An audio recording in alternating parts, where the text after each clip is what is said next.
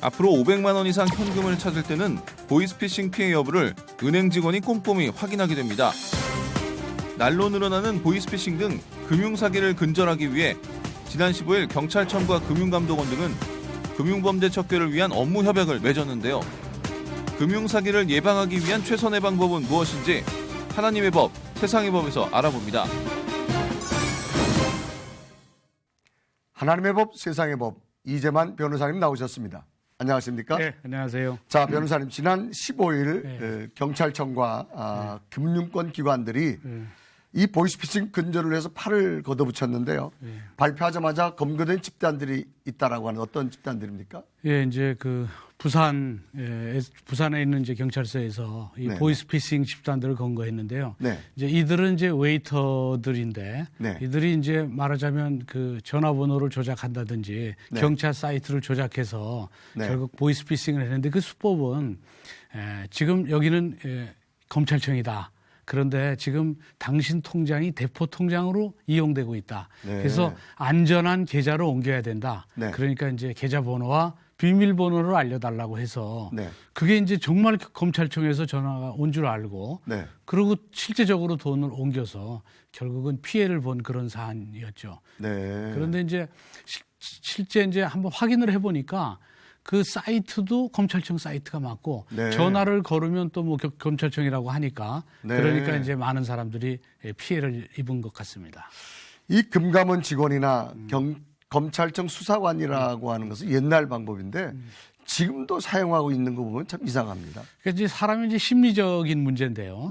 아무래도 갑자기 그 브리타를 맞듯이 평상적인 생활을 하다가 전화가 와서 여기 검찰청입니다. 이러면서 뭐 마치 소환 통보하듯이 오면 갑자기 이제 위축이 되죠. 그 위축된 심리를 이용해서 결국은 보이스피싱 그 범죄를 저지르는 것이죠. 그래서 이런 심리를 미리 홍보를 하거나 이래서 알려주면 좀 방어를 할 텐데 방어하지 않은 상태에서 그런 전화를 받으면 그러면 그렇게 당할 수도 있죠. 실질적으로 많은 사람이 피해를 봤다고 아주 합니다. 심리전을 이용하는 것입니다. 그렇습니다.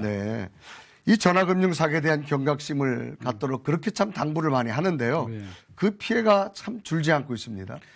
예, 그러니까 이제 그 예전에 비해서는 굉장히 많아졌죠. 근데 이제 2014년도에는 이제 한 1,600억 원 정도의 피해액이 있었고 어마어마한 돈입니다. 예, 작년에도 1,399억 원. 그러니까 재작년보다는 약간 줄었지만 2년 연속 1,000억 원이 넘어갔습니다. 피해액이. 그래서 이로 인한 피해는 상당히 많습니다. 그래도 그동안은 다각적인 방법으로 많은 금융 사기를 위해서 막으려고 노력하지 않았습니까? 근데 이제 보이스피싱을 막기 위한 여러 가지 방법을 강구는 하고 있어요. 근데 막는 자보다는 뚫는 자들이 더 지능화되고 또 뭐 더 뭐 고도화되고 이러니까 사람들이 더 많이 속고 있어요. 그러니까 사실 한 명의 도둑을 10사람이 막기 어렵다고 하잖아요. 그런 식으로 상당히 막기가 이제 지금 뭐 효용성이 좀 떨어져 있죠. 그래서 보이스피싱이 이제 상당히 지능화되니까 막는 그 실효성은 떨어지고 있지만 그래도 이제 다각도로 이걸 막기 위해서 노력을 하고 있습니다. 근데 이게 좀 막기 어려워진 건 뭐냐면 이제 보이스피싱 범죄 자체를 그냥 생계형 자범 수준 정도로 생각한 거예요. 그러니까 이제 이거에 대한 대응을 적극적으로는 하지 않아서 문제였었는데 중요 사항으로 여기지 않았네요. 그렇죠. 그런데 피해액이 2년 연속 1,000억 원이 넘어가니까 어마어마한 돈인데 이제는 이제 뭐 금융기관이나 뭐 여러 군데 수사기관에서도 이 점에 대해서 신경 쓰고 이제 홍보도 하고 많이 하고 있죠. 그래서 이 대포 통장을 통해서 사실은 피해를 많이 보니까 대포 통장을 남한테 제공을 한다거나 하는 사람도 형사처벌하게 돼 있기 때문에 조금씩 이제 줄고 있습니다. 그래서 재작년에는 그렇게 1,600억 원에서 작년에는 이제 1,399억 원 정도로 줄은 걸 보면 다소 줄고는 있지만 여전히 피해액이 1,000억 원이 넘고 있습니다. 그리고 또 방법 중에 하나가 그 대포 통장을 단속하는 것 외에 이제 ATM기에서 돈을 찾을 때 이제 ATM기로 가라. 그래서 ATM기에 가면 번호를 눌러라. 그래서 이제 이체를 시키잖아요. 그러니까 돈을 입금을 시켰다가 그걸 이체해서 찾을 때는 네. 이 30분 정도 지연 인출을 하게 했어요. 네. 그러니까 지연 인출을 하는 사이에 본인이 좀 생각할 수 있도록 네. 가만히 있어. 내가 이거? 그리고 이제 ATM기에서는 또 알려주지 않습니까? 네. 지금 누가 시켜서 지금 이체하는 건 아닙니까? 하고 또 네, 이 네. 안내 멘트가 이게 방송에 나오죠. 그래서 지연 인출을 시키면 결국은 지연 인출하는 동안에 좀 생각할 수 있도록 네. 누구한테 물어볼 수도 있고 네. 그래서 그런 지연 인출 제도 이런 것들로 지금 그 보이스피싱을 막을 수 있는 그런 방법들을 강구하고 있습니다. 이렇게 막아도 저렇게 막아도 이 보이스피싱 참 계속적으로 우리 사회에 일어나고 있는데요. 이 내용에서 업무 협약도 했다고 하는데 어떤 내용을 가지고 있습니까? 그게 이제 수사기관하고 금융기관하고 업무 네. 협약을 해서 네. 서로 정보를 공유하는 것이죠. 네. 그게 이제 은행 창구에서 돈을 찾으러 왔을 때 좀 이상하다 하면 네. 즉각적으로 창구 직원이 인출을 중단하고 경찰에 신고하게 돼 있습니다. 네. 그러면 경찰에서 와서 그걸 확인을 할 수 있도록 네. 그렇게 이제 서로 업무 협약이 되고 정보를 공유할 수 있고요. 그리고 또 하나는 이 보이스피싱의 목소리를 공개하는 겁니다. 네. 공보하기 위해서 네. 일반인한테 이제 많이 알려주기 위해선 보이스피싱이 이런 것이다 하고 이제 경고적 효력으로 처벌도 중요하지만 미리 정보를 주면 이런 보이스피싱의 피해 입기 직전에 이게 혹시 보이스피싱이 아닌가라는 생각을 할 수 있도록 네. 그래서 그 목소리를 공개하고 또 보이스피싱의 수법도 공개하고 네. 또 이제 보이스피싱 중에 이제 정말 그 피해 입기 쉬운 게 이제 파밍, 스미싱 이런 것들이 있어요. 네. 이 스미싱이라는 건 뭐냐면 이제 SMS로 인한 피싱인데 네. 그 문자 메시지가 와요. 내가 이제 지금 친한 친구한테서 네. 결혼을 곧 한다. 그러니까 결혼 청첩장을 지금 보낸다. 그리고 이제 인터넷 주소를 거기 해놓죠. 네. 그 주소를 클릭하면 소액 결제가 됩니다. 네. 그러니까 이제 그런 걸 클릭하면 안 되죠. 네. 그러니까 이제 또 파밍이라고 그래서 결국은 해킹을 하는 방법도 있어요. 네. 그 인터넷 주소 어디를 들어가면 네. 정상적으로 그 진짜 주소에 들어갔는데 사실은 가짜 주소에 들어가서 네. 정보를 빼가는. 네. 그러니까 이제 개인 핸드폰에 있는 그 사람의 그 여러 가지 전화번호를 해킹해서 그 전화번호로 그 사람 이름으로 보내는 겁니다. 그럼 자기 친구한테서 왔으니까 네. 무심코 클릭하면 소액 결제가 되고 네. 그래서 이 피싱이 진화해서 지금 파밍, 스미싱 이런 걸로도 계속 진화하고 있기 때문에 네. 그런 점에 대한 이제 일반인들이 알릴 수 있는 그런 방법으로 많이 알려주고 있고 또 지금 이 방송에서도 이제 그런 걸 알려줘서 이 보이스피싱의 방지책은 뭔지를 이제 알려주는 게 필요하죠. 이 보이스피싱의 문제를 변호사님 말씀 들어보니까 완전히 인공지능화 되어져 가는 곳이 있습니다. 그렇습니다. 예. 네.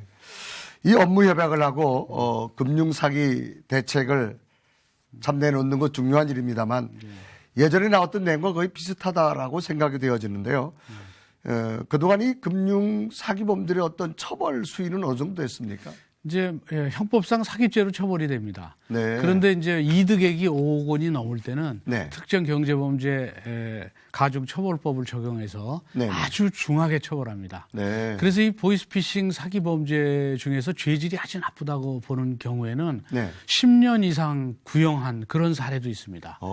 그리고 또 이 보이스피싱의 경우에는 이 집단이 움직이기 때문에 이 집단에 대해서는 또 더 가중 처벌하고 네. 그래서 지금 현재로서는 아주 중하게 처벌함으로써 이 보이스피싱 범죄자들한테 어떤 경고적인 효력을 얻기 위해서 경고적인 의미에서 중하게 처벌하는 경향이 있습니다. 네. 그렇기 때문에 실제 보이스피싱 범죄자는 아닌데 네. 대포 통장을 빌려준 거 자기도 모르게 빌려줬는데 네. 이것이 이제 보이스피싱 범죄에 이용되면 그 빌려준 사람도 처벌받습니다. 네. 그러니까 이 자기 통장을 대포 통장으로 이용되지 않도록 네. 그것을 절대로 빌려주거나 하면 안 되겠죠. 네.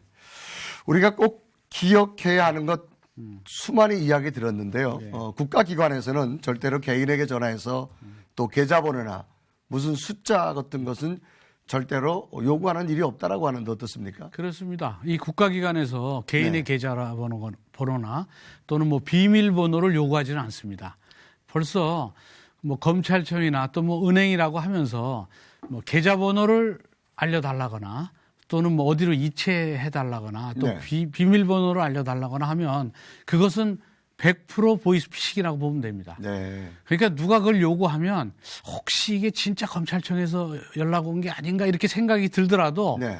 보이스피싱이라고 생각하고 응하지 않으면 됩니다. 네. 그리고 이제 진짜 검찰청이라고 하더라도 그런 정도는 다 이해하고 네. 근데 문제는 검찰청이나 금융기관에서는 그런 번호를 절대로 요구하지 않습니다. 네. 그러니까 그거를 일단 요구하면 보이스피싱 범죄자다 이렇게 생각하면 됩니다. 네. 근데 실제적으로 저도 한번 연락을 받았어요. 아, 그렇습니까? 네. 그래갖고 검찰청 수사관이라면서 네. 이제 물어보는 거예요. 네. 이제 순서대로 이제 물어보는 이제 방법이 있지 않습니까? 네, 네. 이제 자기가 검찰청이라는 걸 확인하기 위해서 네. 주민등록 번호라든지 아니면 생일을 물어봐요. 네. 누구십니까? 아, 그렇다. 여기 검찰청인데 생년월일이 몇 월 며칠이시죠? 이렇게 물어봐요. 네. 그러면 이거는 보이스피싱이에요. 네. 그냥 자기의 신뢰를 높이기 위해서 물어보는 거예요. 네, 네. 이제 그럴 때는 생년월일이 맞다고 그래도 네. 아니라고 그러면 돼요. 네. 생년월일이 그게 아니다. 그럼 이제 상대방이 당황하기 시작해요. 네. 그럼 아니라 그러면 더 이상 물어볼 수가 없어요. 네. 그러면 이제 거기서 끝나는 거니까 네. 상대방한테 이제 그 얘기하는 대로 네. 휩쓸려서 넘어가는 거는 이제 보통 검찰청이나 이런 데서 전화가 왔다 그러면 네. 자기도 모르게 순간적으로 당황하게 되는데 네. 이제 당황하지 말고 그럴 때는 심호흡을 크게 한번 하시고 네. 생년월일을 물어보면 아니라고 하십시오. 네. 그러면 그냥 끊습니다. 아, 그렇습니까? 네. 네, 어느 시대나 악행을 저지르는 무리들은 참 어느 시대 속에나 다 있었는데요. 무엇보다도 분별하고 현혹되지 않는 게 중요하다고 생각되지 않습니까? 그렇습니다. 실제적으로는 이제 그 보이스피싱의 피해자들의 경우에는 네. 사실 특별한 잘못이 있는 건 아니죠. 네. 근데 이 보이스피싱 범죄자들은 네. 불로소득을 원하는 거죠. 말하자면 글로 하지 않고 소득을 얻는 게 아니고 네. 남을 속여서 기만해서 돈을 사취하기 위해서 사실은 하는 이런 범죄자들이 문제인 것이죠. 그래서 이제 예수님께서도 불법을 행하는 자들은 내게서 떠나라 이런 말씀도 네. 하지 않으셨습니까?